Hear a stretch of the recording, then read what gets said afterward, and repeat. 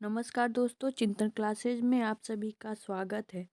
उत्तर प्रदेश उच्चतर शिक्षा सेवा आयोग द्वारा आयोजित असिस्टेंट प्रोफेसर भर्ती परीक्षा 2022 के लिए समान अध्ययन जीएस के कुल 30 प्रश्नों को परीक्षा पैटर्न के अनुरूप सॉल्व करेंगे।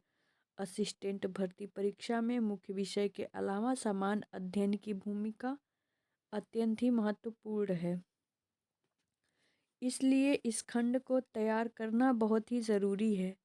ये प्रश्न पत्र असिस्टेंट प्रोफेसर के साथ साथ नेट फर्स्ट पेपर तथा ईएलटी जीआईसी एवं जहाँ कहीं भी जीएस संबंधित प्रश्न पूछे जाते हैं, सभी के लिए वीडियो बहुत ही महत्वपूर्ण है। तो आज है प्रैक्टिस सेट नंबर 56 एक से लेके आज है प्रैक्टिस सेट नंबर 57 1 से लेके 56 प्रैक्टिस सेट नंबर इसी चिंतन क्लासेज में हो गया है। जो लोग ना देखे हों चिंतन क्लासेज में जाके देख सकते हैं। तो इस वीडियो को ज़्यादा से ज़्यादा शेयर करें, लाइक करें और कमेंट करें। तो आइए शुरू करते हैं प्रैक्टिस सेट नंबर 57 का प्रश्न नंबर पहला। प्रश्न नंबर पहला है 14 नवंबर 2022 को किसे प्रसार भारती का मुख्य कार्यकारी अधिकारी सीईओ नियुक्त किया गया है। तो ये कौन है? तो ये है गौरव द्विवेदी। प्रश्न नंबर 1 का हो जाएगा ऑप्शन नंबर बी हो जाएगा। ये करंट से संबंधित प्रश्न है, तो थोड़ा सा इसके बारे में भी जान लेते हैं। 14 नवंबर 2022 को वरिष्ठ आईएएस अधिकारी गौरव द्विवेदी को बतौर सार्वजनिक प्रसारक प्रसार भारती का मुख्य कार्यकारी अधिकारी सीईओ नियुक्त किया गया है। छत्तीसगढ़ कैडर के 1995 बैच के अधिकारी द्विवेदी का कार्यकाल पदभार ग्रहण करने की तारीख से 5 वर्ष का होगा। नेक्स्ट प्रश्न नंबर दूसरा है, थोड़ा सा बड़ा प्रश्न है ये। कावेरी दक्षिण वन्यजीव अभयारण्य को राज्य का 17वां वन्यजीव अभयारण्य किस राज्य सरकार ने अधिसूचित किया है। तो किस राज्य सरकार ने इसे अधिसूचित किया है? तो तमिलनाडु राज्य सरकार ने। दूसरे का हो जाएगा ऑप्शन नंबर डी हो जाएगा। कावेरी दक्षिण वन्यजीव अभयारण्य को राज्य का 17वां वन्यजीव अभयारण्य किस राज्य सरकार ने अधिसूचित किया है? तो तमिलनाडु सरकार ने। तो आइए थोड़ा सा इसके बारे में भी जान लेते हैं। तमिलनाडु सरकार ने 68,640 हेक्टेयर में फैले कावेरी दक्षिण वन्यजीव अभयारण्य को राज्य के 17वें वन्यजीव अभयारण्य के रूप में अधिसूचित किया है। राज्य सरकार ने पहले काजूवेली पक्षी अभयारण्य, नंजारायण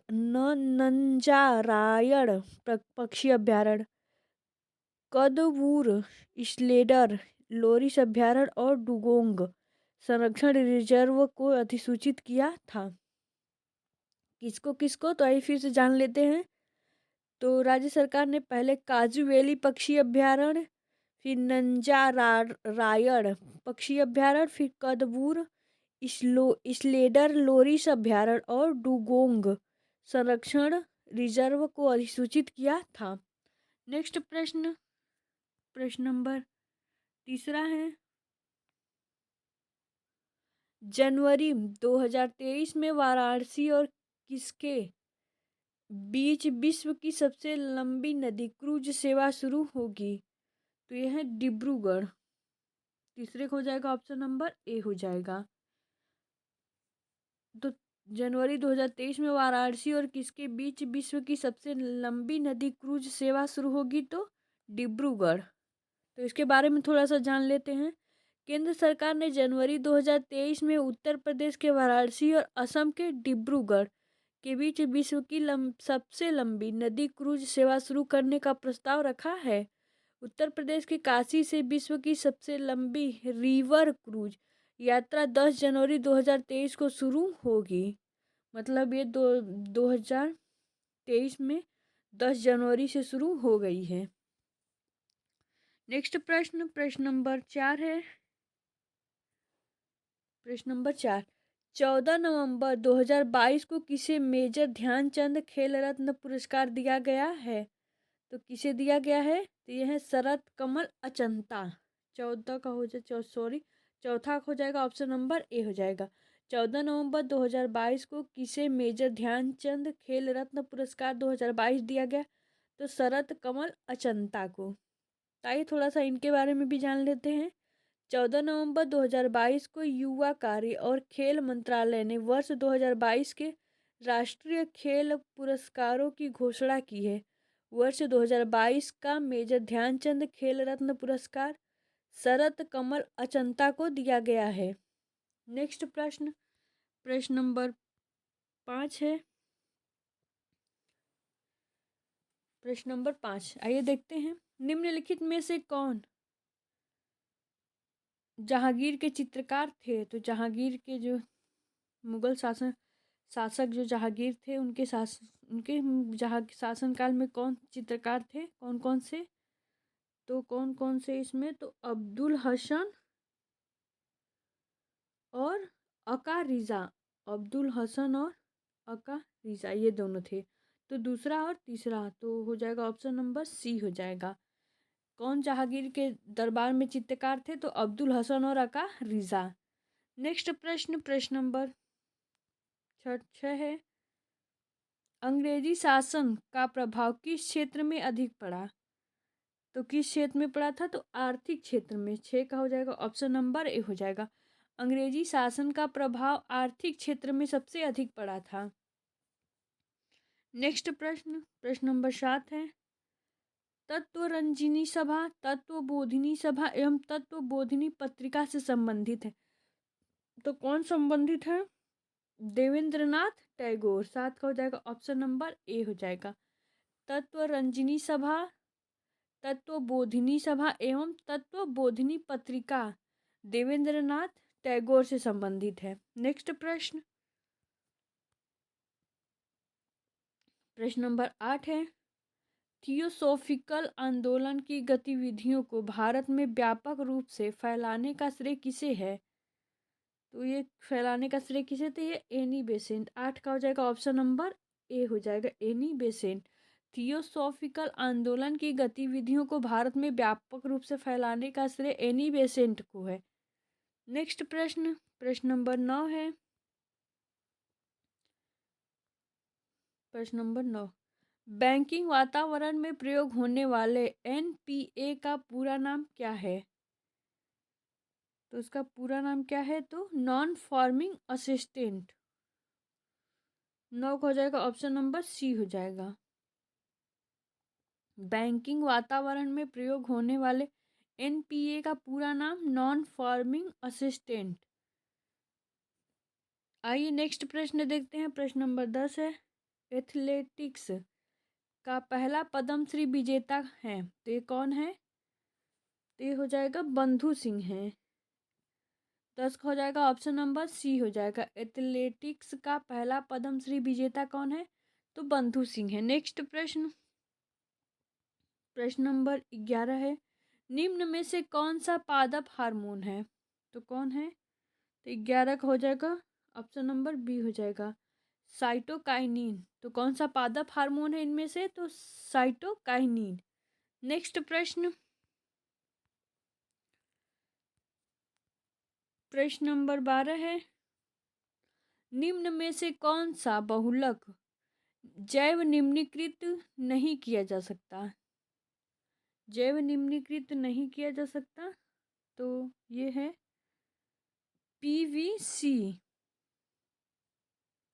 12 का हो जाएगा, ऑप्शन नंबर डी हो जाए है। कौन सा बहुलक जो है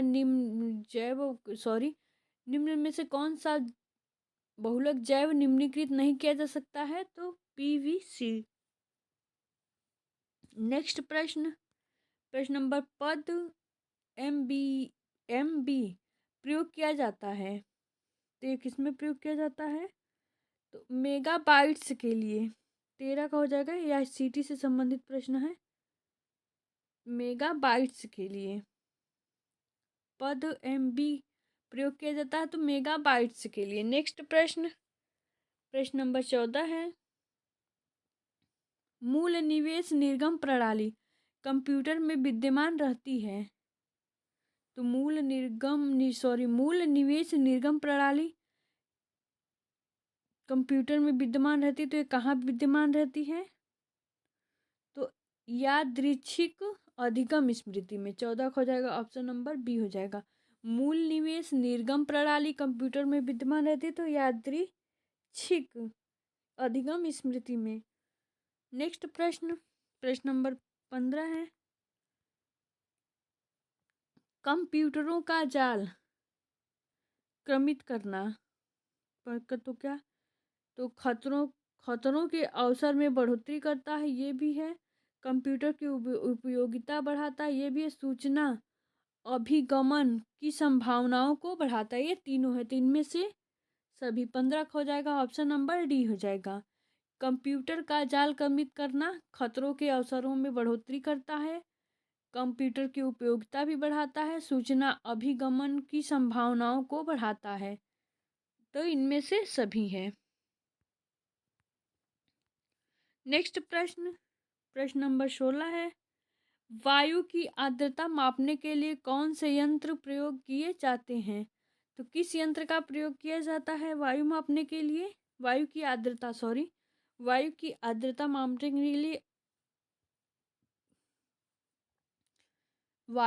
आर्द्रता मापने के लिए कौन से यंत्र प्रयोग किया जाता है? तो हाइड्रोमीटर है।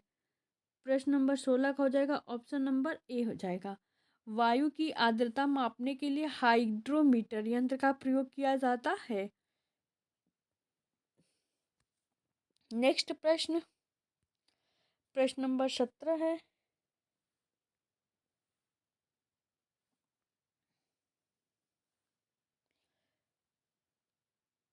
निम्नलिखित में से कौन सा सही यहाँ 100 भूल गए हैं, सही नहीं है। तो इसमें से कौन सा सही नहीं है? तो चंडीगढ़ में लिंगानुपात देश में सबसे कम है, ये सही नहीं है। 17 हो जाएगा, ऑप्शन नंबर सी हो जाएगा। कौन सा सही नहीं है? तो चंडीगढ़ में लिंगानुपात देश में सबसे कम है, ये वाला ऑप्शन जो है वो सही नहीं है। नेक्स्ट प्रश्न नंबर 18 है, भारतवर्ष में चावल की खेती उन क्षेत्रों में होती है जहां वार्षिक वर्षा 100 सेमी से अधिक होती है। 18 को हो जाएगा, ऑप्शन नंबर डी हो जाएगा। भारतवर्ष में चावल की खेती उन क्षेत्रों में होती है जहां वार्षिक वर्षा 100 सेमी से अधिक होती है। नेक्स्ट प्रश्न नंबर 19 है,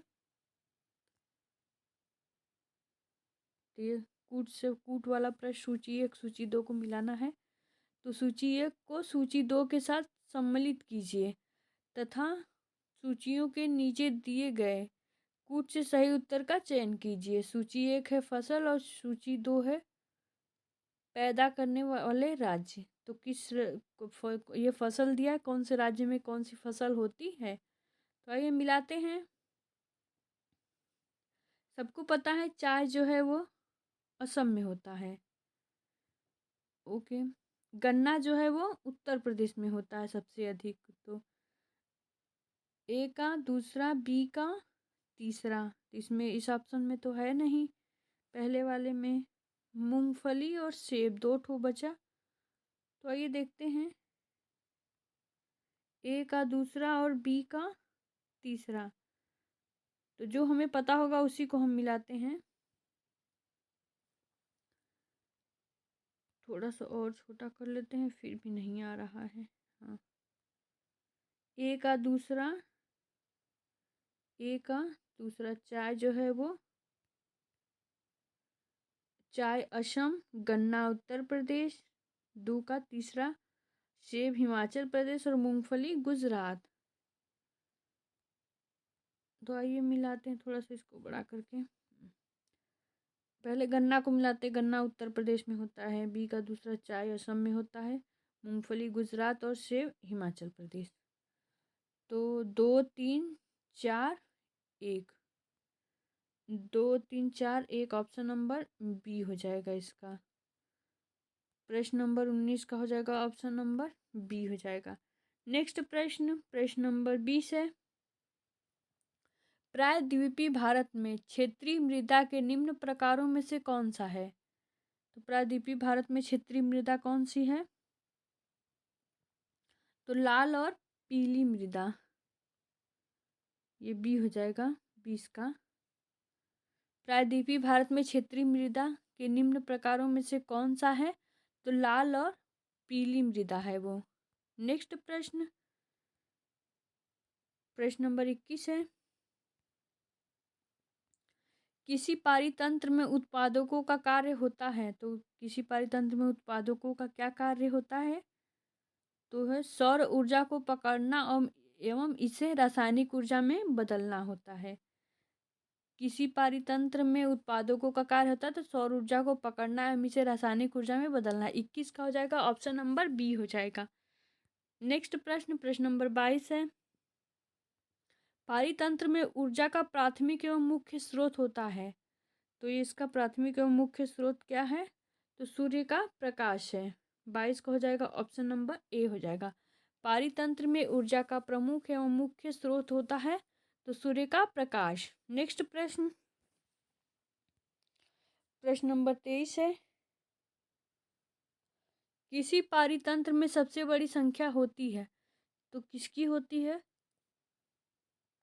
प्राथमिक उत्पादकों की। 23 का हो जाएगा ऑप्शन नंबर ए हो जाएगा। पारितंत्र में सबसे बड़ी संख्या किसकी होती है? तो प्राथमिक उत्पादकों की। नेक्स्ट प्रश्न, प्रश्न नंबर 24 है। भगवान शिव की प्रतिष्ठा में कितने ज्योतिर्लिंग स्थापित हैं? तो कितने ज्योतिर्लिंग स्थापित हैं भगवान शिव की प्रतिष्ठा में? तो हो जाएगा ये 12 लिंग है। 24 का हो जाएगा ऑप्शन नंबर बी हो जाएगा। नेक्स्ट प्रश्न, प्रश्न नंबर 25 है। थोड़ा सा बड़ा प्रश्न है। निम्नलिखित में से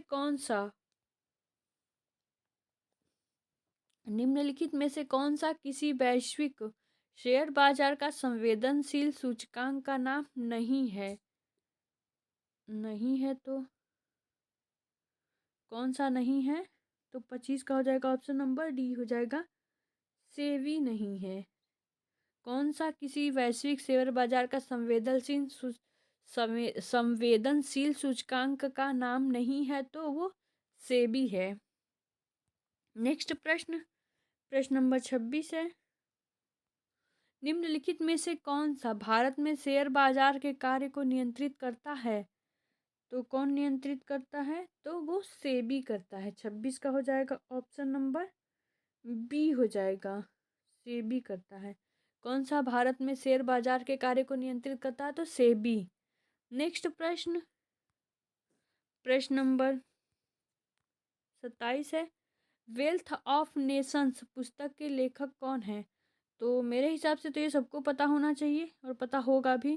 तो वेल्थ ऑफ नेशंस पुस्तक के लेखक हैं एडम स्मिथ।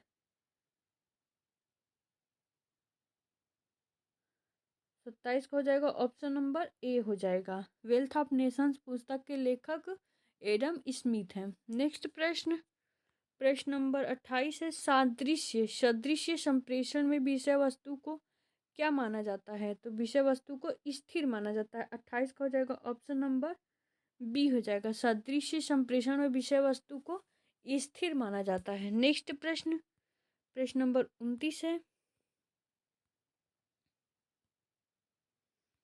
प्रश्न नंबर 29, निम्नलिखित में से किस अनुच्छेद का समर्थन डॉक्टर बी आर अम्बेडकर द्वारा इस तर्क पर किया गया था कि इसका प्रयोग अंतिम उपाय के रूप में किया जाएगा? तो वो है अनुच्छेद 356 है। 29 का हो जाएगा ऑप्शन नंबर सी हो जाएगा। निम्नलिखित में से किस अनुच्छेद का समर्थन डॉक्टर बी आर अम्बेडकर द्वारा इस तर्क पर किया गया था कि इसका प्रयोग अंतिम उपाय के रूप में किया जाएगा? तो अनुच्छेद 356 है वो। नेक्स्ट प्रश्न, प्रश्न नंबर 30 है और इस प्रैक्टिस सेट नंबर 57 का अंतिम प्रश्न है। तो प्रैक्टिस सेट नंबर 57 का अंतिम प्रश्न, 44वें संविधान संशोधन अधिनियम 1978 में अनुच्छेद 352 में किस शब्द के स्थान पर सशस्त्र विद्रोह शब्द रखे गए हैं? तो ये है आंतरिक अशांति। 30 का हो जाएगा ऑप्शन नंबर ए हो जाएगा। 44वें संविधान संशोधन अधिनियम 1978 में अनुच्छेद 352 में किस शब्द के स्थान पर सशस्त्र विद्रोह रखे गए हैं? तो आंतरिक अशांति। तो प्रैक्टिस सेट नंबर 57 हमने 30 प्रश्नों को सॉल्व कर लिया। तो जो लोग चैनल पे नए हो चैनल को सब्सक्राइब